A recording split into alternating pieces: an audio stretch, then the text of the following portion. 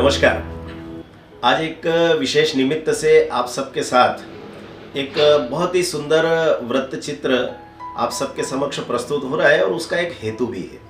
परम श्रद्धेय अष्टाना जी अब 80 पार हो चुके हैं और महाराष्ट्र में एक बड़ी अच्छी परंपरा है कि व्यक्ति जब वार्धक्य को जैसे जैसे प्राप्त होते हैं और 80 पार के बाद 81-82 वर्ष की अवस्था में सहस्त्र चंद्र दर्शन का आयोजन संपन्न होता है। इसका अर्थ ऐसा कि एक व्यक्ति ने अपने संपूर्ण जीवन में पूर्ण चंद्र को 1000 बार देखा है और यह लगभग 81-82 वर्ष की अवस्था तक जाकर के ही पूर्ण होता है। तो सहस्त्र चंद्र दर्शन का यह अवसर हम सब लोगों के लिए अत्यंत आनंददायक है और इस अवसर पर हम सब मिलकर ईश्वर से यही प्रार्थना कर रहे हैं कि हमारे ये अभिभावक, हमारे ये मार्गदर्शक, प्रेरणा स्रोत श्रद्धेय अष्टाना जी खूब दीर्घायु हों, बहुत स्वस्थ जीवन व्यतीत करें और हम सबको लगातार आशीर्वाद देते रहें। मात्र 20 वर्ष की अवस्था में ही पिताजी का साया उनके सर से उठ गया था। 5 बहनें और 2 भाई, यानी भरा पूरा परिवार, और इस पूरे परिवार की जवाबदारी संभाली श्री अष्टाना जी ने अत्यंत कम अवस्था से। भाई बहनों की पढ़ाई हो या उनका विवाह, सारे दायित्वों का निर्वाह श्री अष्टाना जी ने अत्यंत कुशलता से किया। यही कारण है कि पूरा परिवार उनके प्रति अत्यधिक श्रद्धावनत रहता है। मैं हमेशा ईश्वर से प्रार्थना करता हूँ कि मुझे मेरे बड़े भाई साहब का स्नेह बहुत लंबे समय तक मिलता रहे। यही मेरी परमपिता परमेश्वर से प्रार्थना है। यह कहने में कोई संकोच नहीं है कि आज हम लोग जो भी हैं, जैसे भी हैं और जिस कारण से भी हैं, वह ताऊ जी और ताई जी के कारण ही है।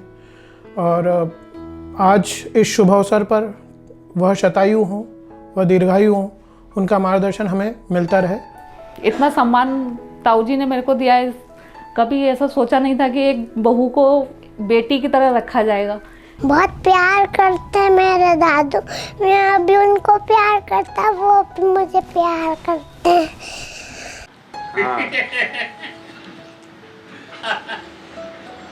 आज से लगभग 67 वर्ष पहले ग्वालियर जिले के बरई गांव में वह प्राचार्य थे और उसी गांव में मेरा जन्म हुआ।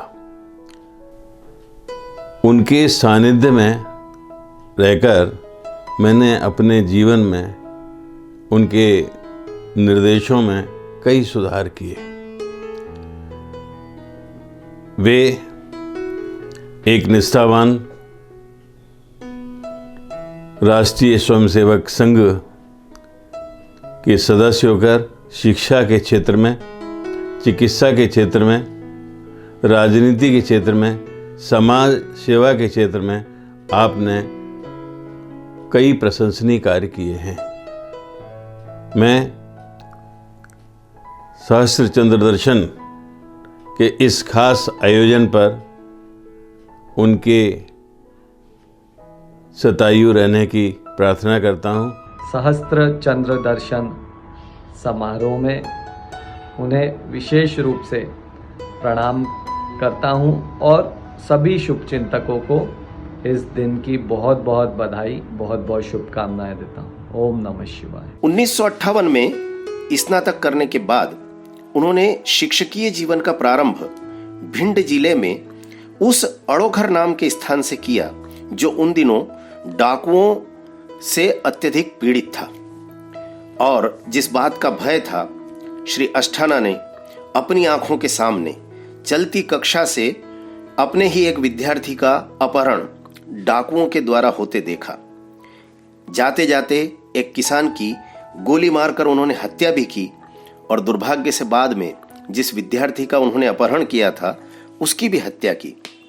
किंतु इन संघर्षों से श्री अष्टाना की यात्रा कभी भी बाधित नहीं हुई।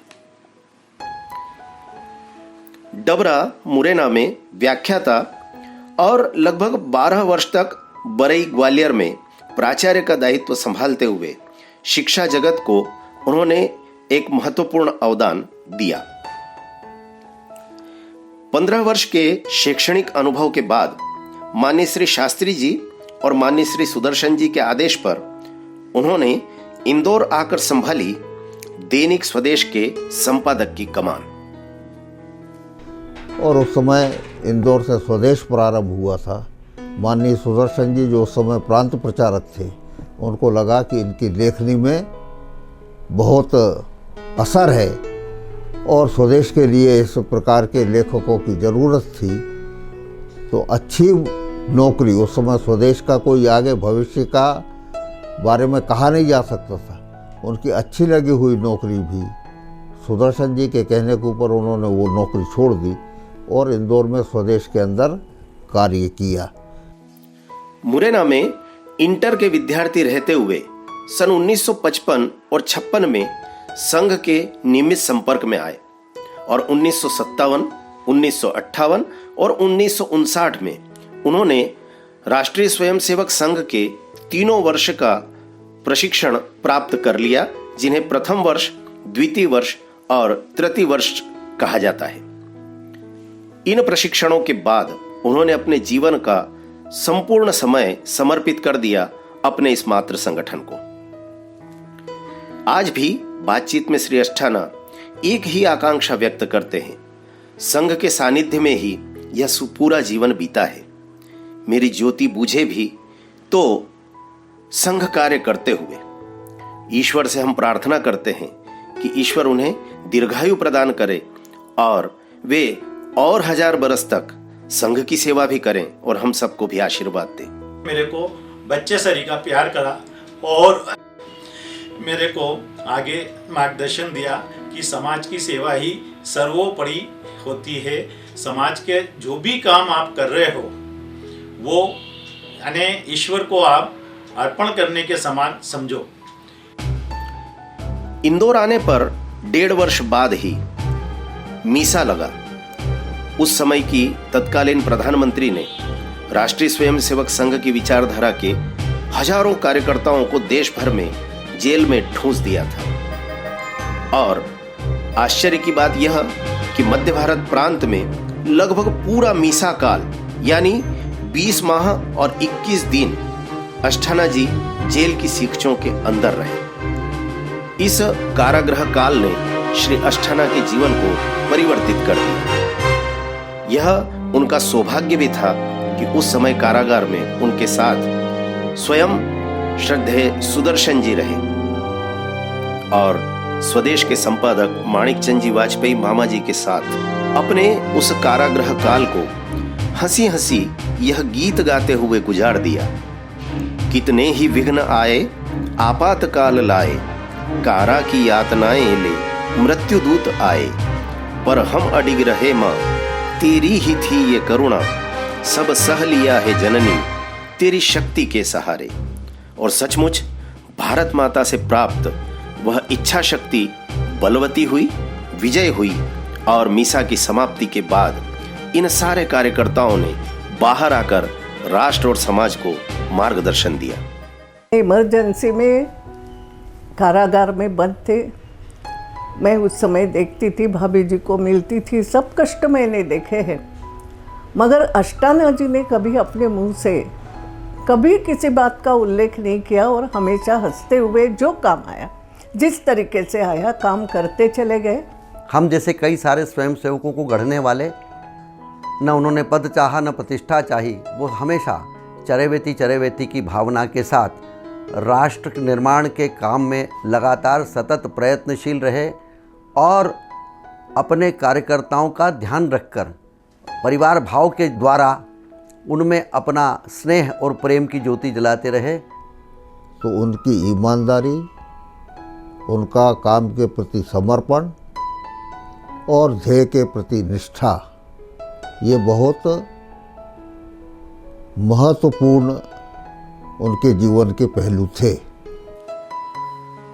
प्रेस क्लब इंदौर के अध्यक्ष, प्रदेश समाचार पत्र संघ के सचिव और अखिल भारतीय संपादक संघ के सदस्य के रूप में पत्रकारिता में उन्होंने अनेक वर्षों तक अनेक दायित्वों का निर्वाह किया। 1986 से लेकर 1991 तक 6 वर्ष वे विद्या भारती के सचिव और मध्य क्षेत्र के सचिव के रूप में पूरे मध्य प्रदेश और छत्तीसगढ़ में सरस्वती शिशु मंदिर के कार्यकर्ताओं का मार्गदर्शन करते रहे।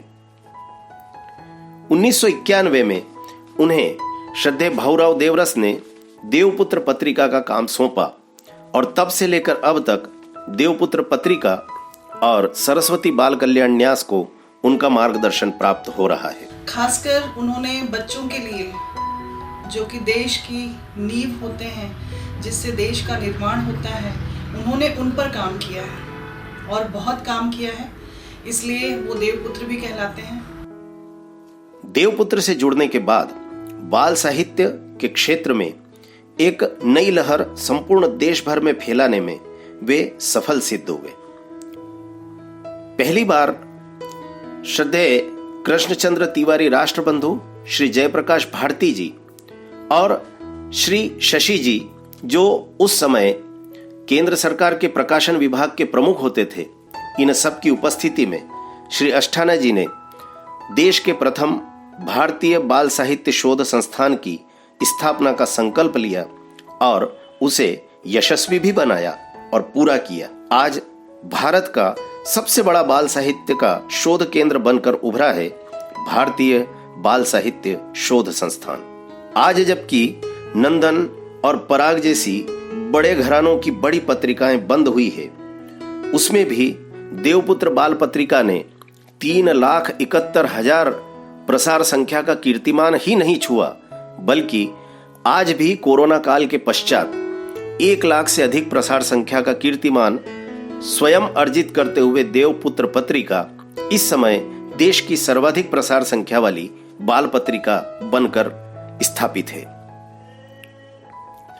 बाल साहित्य के क्षेत्र में काम करते हुए उन्हें अनेक सम्मानों से सम्मानित किया गया, किंतु बाल साहित्य के जिन सम्मानों के लिए सर्वाधिक प्रसन्नता अनुभव होती है, वे हैं नंदन के यशस्वी संपादक श्री जयप्रकाश भारती जी के नाम पर स्थापित प्रथम जयप्रकाश भारती सम्मान उन्हें 2006 में दिल्ली में प्रदान किया गया।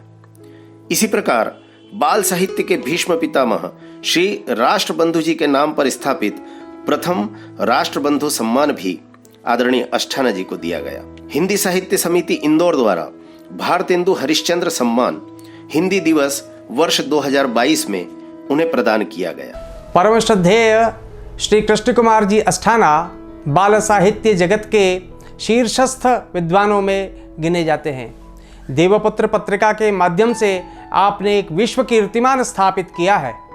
अटल जी के उनके निकट के संबंध रहे हैं। उनके साथियों में इंदौर के भूतपूर्व मेयर कृष्णमुरारी मोघे जी रहे हैं और प्यारेलाल जी खंडेलवाल, सुंदरलाल जी पटवा। मुझे व्यक्तिगत मालूम है कि इन सबसे उनके बहुत निकट के संबंध थे। कैलाश सारंग से भी उनके अच्छे संबंध थे, ये मुझे मालूम है। सर्वपल्ली राधाकृष्णन जी से आपकी भेंट हुई और बाल साहित्य को लेकर गहन चर्चा हुई।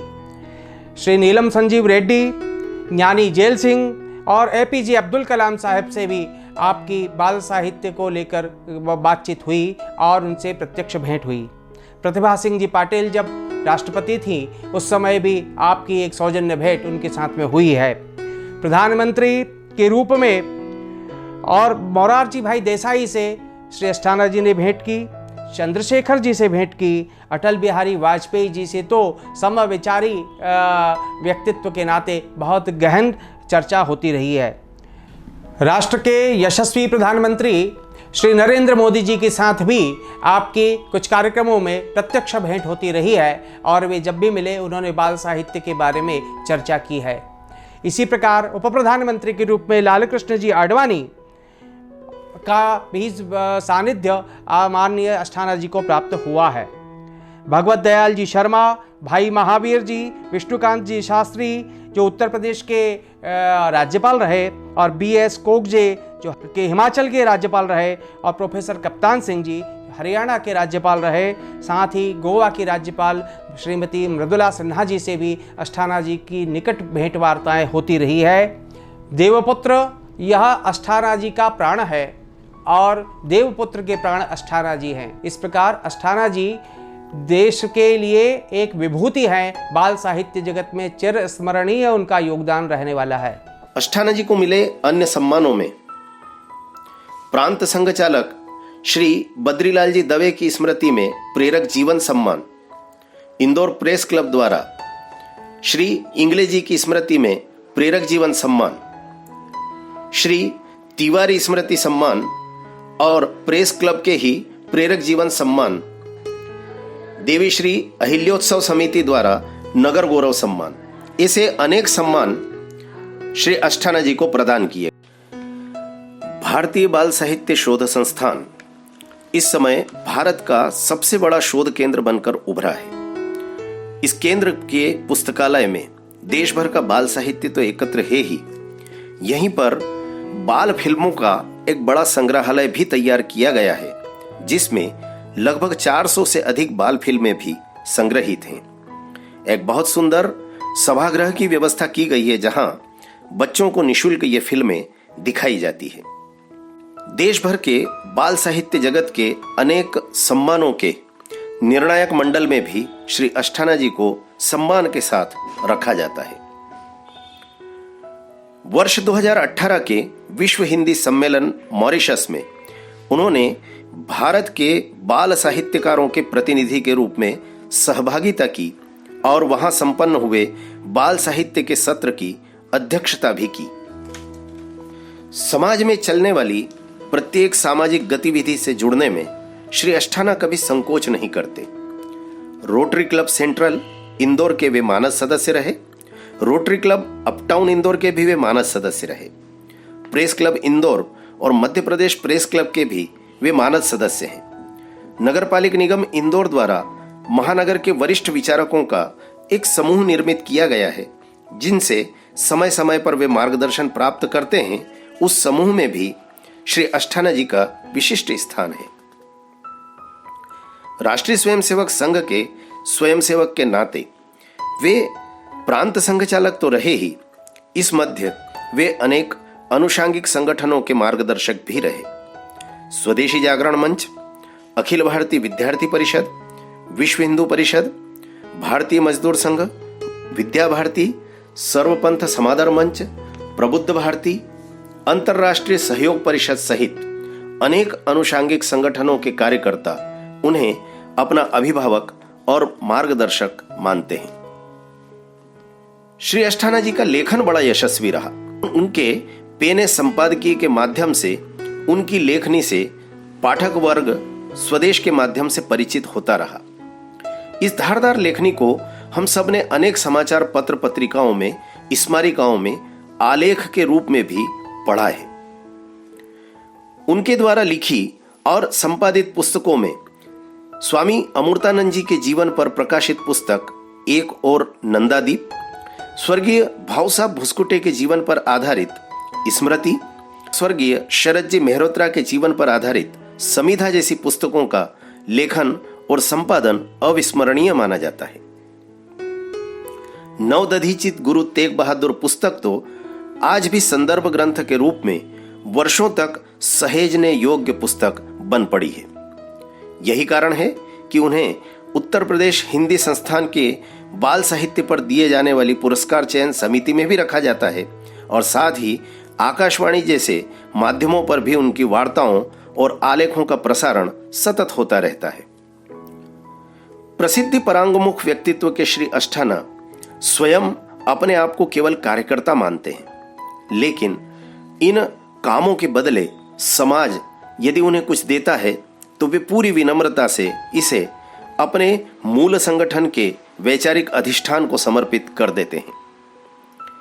महत्वपूर्ण सम्मानों में मध्य भारत हिंदी साहित्य सभा ग्वालियर द्वारा 1996 में सम्मानित किया गया नागरी बाल साहित्य सम्मान बलिया, भारतीय बाल कल्याण संस्थान कानपुर, अखिल भारतीय नवोदित साहित्य सम्मान, बाल साहित्य संस्कृति कला विकास संस्थान बस्ती का सम्मान, मालवा शिक्षा सम्मान, भारत राष्ट्र परिषद सम्मान, मनीषी संस्था कलकत्ता द्वारा बाल साहित्य सम्मान, बाल वाटिका पत्रिका भिलवाड़ा द्वारा सम्मान, साहित्य कलश इंदौर द्वारा श्री कृष्ण सरल सम्मान, सूर्योदय सम्मान, राष्ट्रीय बाल साहित्य सम्मान अकोला, हिंदी साहित्य सम्मेलन प्रयाग द्वारा सम्मेलन सम्मान, इसे अनेक सम्मानों की बड़ी मालिका श्री अष्टाना जी के जीवन से जुड़ी हुई है। मासिक पत्र पत्रिकाओं के संपादन के क्षेत्र में देवपुत्र के साथ साथ जागृत युगबोध इस मासिक के संपादक के रूप में आदरणीय प्रहलाद दास जी काकाणी एक लंबे समय तक संपादन करते रहे और उन्हीं से यह दायित्व प्राप्त हुआ श्री कृष्ण कुमार जी अष्टाना को। जागृत युगबोध वर्तमान में विद्या भारती का मुखपत्र इस रूप में प्रकाशित होता है। श्री अष्टाना शिक्षा के क्षेत्र में मार्गदर्शक के रूप में चूंकि स्थापित थे और विद्या भारती को उनका मार्गदर्शन प्राप्त हो ही रहा था, इसलिए मध्य प्रदेश के कुछ आवासीय विद्यालयों के निर्माण की प्रक्रिया के भी वे साक्षी रहे और मार्गदर्शक बने। शारदा विहार भोपाल हो या शिवपुरी का सरस्वती विद्यापीठ, इन सब के निर्माण की प्रक्रिया के वे स्वयं साक्षी बने और सतत लगातार मार्गदर्शन करते रहे। वर्तमान में दयानंद शिक्षण समिति के वे अध्यक्ष का दायित्व निर्वाह करते हुए एक लंबे समय तक मार्गदर्शक रहे। इस समय वे श्री जी.डी. अग्रवाल को अपना अध्यक्षीय दायित्व सौंपकर मार्गदर्शक की भूमिका का निर्वाह कर रहे हैं। मेरी इस यात्रा में परिवार का सहयोग भी रहा और मैं तो ऐसा कहूँगा कि किसी भी प्रकार से भगवान की कृपा से मैं बड़ा संतुलन बना करके और अपने सामाजिक जीवन को भी इसके साथ चलाता रहा। मुझे कहीं किसी प्रकार की बाधा नहीं आई।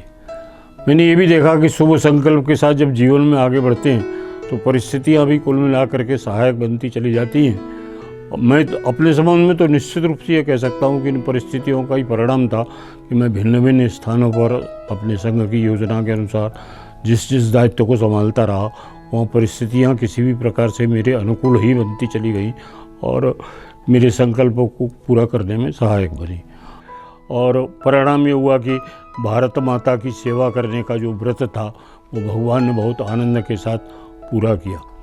आज भी मैं उसी की कृपा मानता हूँ कि इस अवस्था तक पहुँचते पहुँचते मैं निर्विघ्न, बिना किसी के कष्ट के, बिना किसी उसके, और अपने काम को पूरा कर रहा हूँ। आप सब लोगों का स्नेह और ये तो सब इसमें सम्मिलित है ही, लेकिन भगवान की कृपा भी रही और समाज ने मुझे जिस प्रकार से अपनाया, सहयोग किया, मैं उस सब के लिए उस सब का भी बहुत आभारी हूँ। धन्यवाद करता हूँ।